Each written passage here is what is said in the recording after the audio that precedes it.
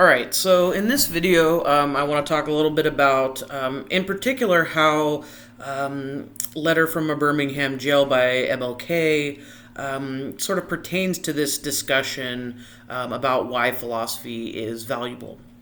Um, so this is just in addition to what you've already read up until this point in the module.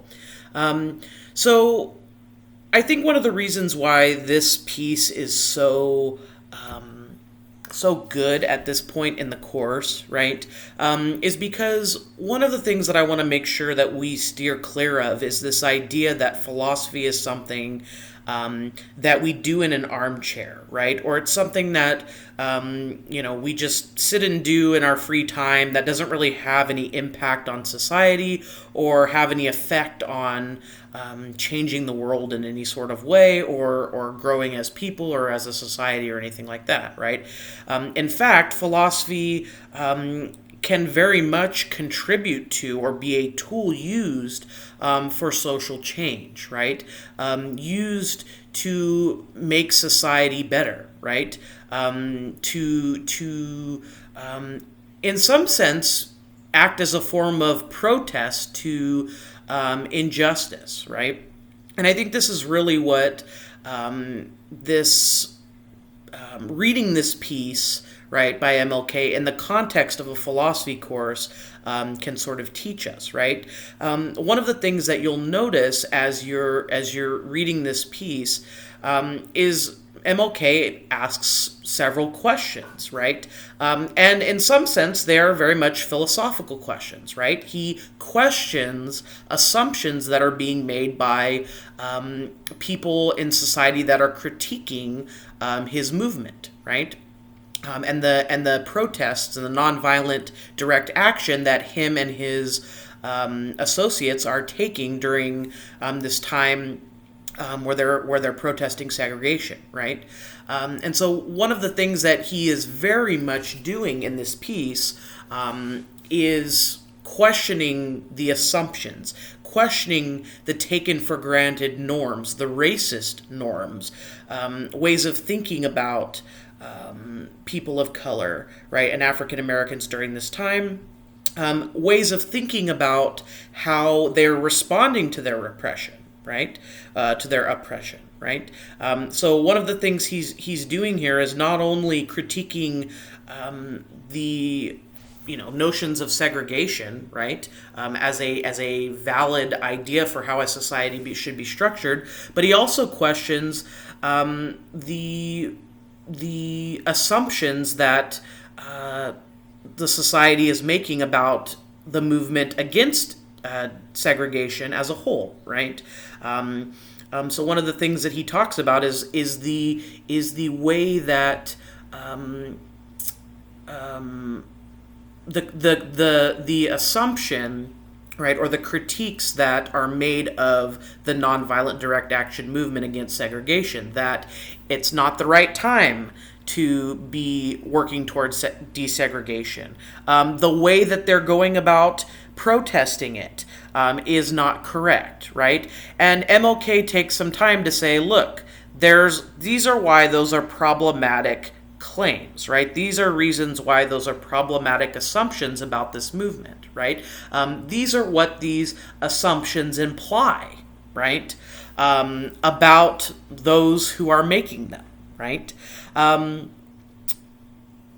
So in that sense, right, a lot of what MLK is doing here is very much practicing a certain level of philosophical inquiry, right? And it's a method to dismantle the standards, the norms that are being used to justify resistance to desegregation, right? And I think this is really important. I mean, obviously, in our current context, right? But I mean, what it just happened recently with George Floyd is nothing new, right? Violence against people of color is something that has been happening since the beginning of this country, since the inception of this country, right? But I think, especially, right, in reference to, the current conversations that we're having right now, this is a very important insight into how philosophy can be a tool for questioning the norms that we have in our society, that govern our society, that structure our society, and saying, wait a minute, are these norms actually working? Right? Are these taken for granted truths doing what it is we want them to do? Right? Or do we need to rethink some things? Right? Do we need to ask some different questions? Right? And so I think in that sense, this piece is and thinking about it in the context of our inquiry in philosophy is very timely, right? In that regard.